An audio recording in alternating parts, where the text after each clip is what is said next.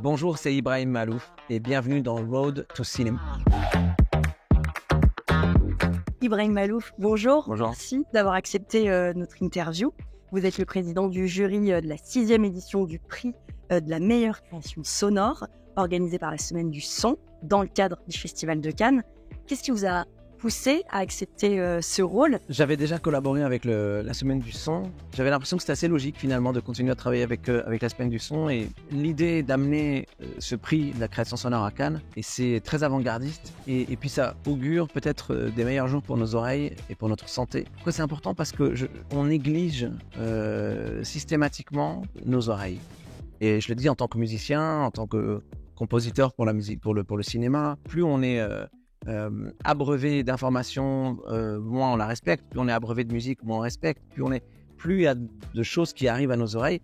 Et comme le dit d'ailleurs très justement Christian Hugonnet, qui a créé cette Semaine du Son il y a plus de 20 ans, nos oreilles n'ont pas de paupières. On ne peut pas décider à un moment donné juste de fermer et de se dire j'attends un tout petit peu et de rouvrir. On n'a pas cette possibilité-là. Les oreilles sont obligées d'accepter ce qu'on leur envoie. Donc il y a la nécessité peut-être de reprendre un peu conscience que nos oreilles, on doit les soigner, on doit faire attention. Et dans le milieu du cinéma, c'est d'autant plus important, je crois.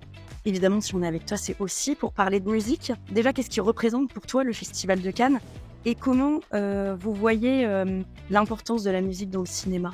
Le Festival de Cannes, je crois que c'est un secret pour personne. C'est devenu vraiment l'épicentre du cinéma mondial. Bon, en tout cas, au moins du monde occidental. J'ai la chance de voyager souvent aux États-Unis et en particulier sur la côte ouest et de fréquenter pas mal d'artistes du monde du cinéma aux États-Unis.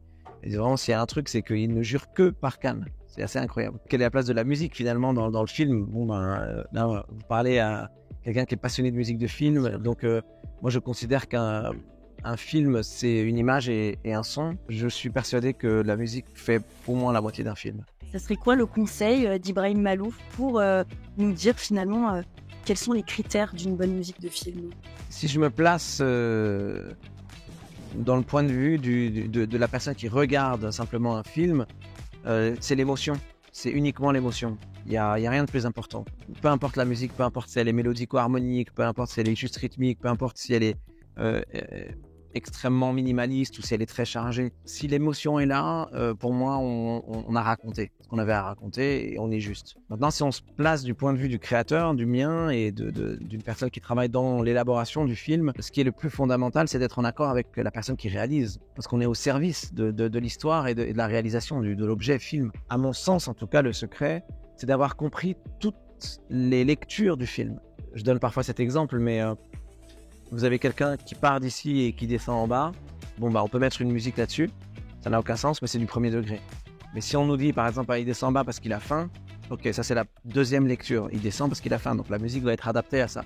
Mais si je vous dis qu'il descend parce qu'il a faim, mais qu'en plus, il y a sa fille qu'il n'a pas vue depuis 30 ans, qui l'attend en bas, la musique, elle est différente. Et si je vous dis que derrière, il y a une histoire par exemple, je sais pas, de tromperie avec des parents à une époque, tout ça, ce sont des lectures, en fait, et des compréhensions qui sont différentes. Et ça peut aller très, très loin. Les lectures peuvent être extrêmement complexes. Plus on a des discussions avec les personnes qui réalisent, et plus on comprend quelles sont ces lectures-là, et plus la musique va être juste.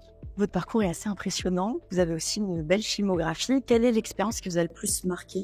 Oui, il y en a vraiment beaucoup. Mais j'ai quand même envie de citer la dernière, parce que au-delà de la dernière, ça m'a chamboulé dans toute ma manière de travailler. J'ai terminé là il n'y a pas très longtemps la musique du prochain film, qui est donc pas encore sorti, de Claude Lelouch. Et ça a été une des plus belles expériences pour moi au cinéma, parce que le processus dans lequel il crée n'a absolument rien à voir avec pratiquement l'immense majorité, voire même peut-être la totalité des cinéastes d'aujourd'hui. Il m'a demandé de composer et d'enregistrer la musique avant même qu'il ait lui-même validé la dernière version du texte.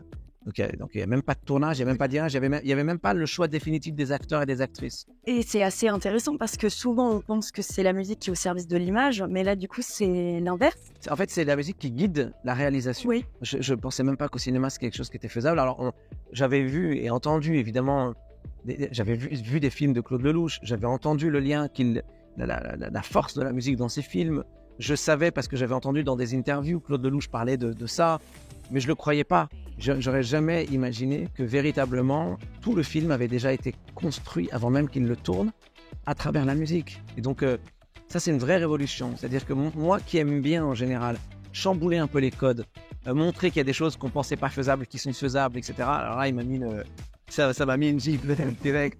Et une grande leçon de création, de créativité, d'improvisation et de génie. On conclut souvent nos interviews avec un conseil, parce qu'on a beaucoup de jeunes cinéastes qui nous regardent, qui parfois ne comprennent pas tous les métiers du cinéma. Enfin, pas qu'ils ne les comprennent pas, mais en tout cas qu'ils ne les connaissent pas. Et ce qui est génial avec vous, par exemple, c'est que vous avez la double casquette, vous oscillez entre plusieurs univers. Je sais que la musique, chez vous, c'est une histoire de famille, mais quel conseil vous auriez à donner à quelqu'un qui rêve de faire de la musique et du cinéma? Par où commencer? Est-ce que c'est dès l'enfance? Est-ce qu'on peut se rattraper plus tard? Comment ça fonctionne? Peu importe ce qu'on a envie de faire, peu importe notre âge, et disons-le, même si... mais peu importe d'où on vient et notre culture aussi, je pense que c'est important de le dire aujourd'hui, on doit différencier simplement ce qu'est un job et un métier. Si on décide de faire ça dans sa vie, c'est qu'on va le faire un jour. Et c'est notre métier, c'est ce qu'on envisage toute notre vie. Et il n'y a plus rien de négociable, c'est un engagement total, au-delà d'être une passion. C'est tout ce qu'on fait tous les jours, chaque seconde de notre vie est lié aussi à ça. C'est ce que moi je considère comme étant un métier. Alors que le job, on le fait pour gagner sa vie, ou alors on le fait pour passer le temps, ou on le fait parce qu'on trouve ça cool, mais c'est pas pareil. Et donc, si dans l'esprit des personnes dont vous parlez, qui pourraient être en train de nous écouter, éventuellement mon conseil les intéresse, si dans leur esprit il y a une vraie recherche, une vraie volonté de travailler dans ce métier, il faut que ça devienne un métier vraiment, et pas que ce soit simplement un passage. Donc finalement, on peut tous faire de la musique, ça dépend juste de notre degré d'engagement. Oui, parce que quand on a un métier, on a une vision. Quand on fait un job, on attend le salaire à la fin. C'est toute la différence. Moi, quand j'ai commencé, par exemple, dans la musique, je demandais jamais combien j'allais être payé. Je m'en foutais, je voulais vraiment le faire. Et c'est avec le temps, et parce que j'ai fait des expériences, et parce que j'ai vécu certaines choses, que naturellement, les gens ont valorisé mon travail et qu'ils trouvaient eux-mêmes indécent de me payer en dessous de ce que je méritais.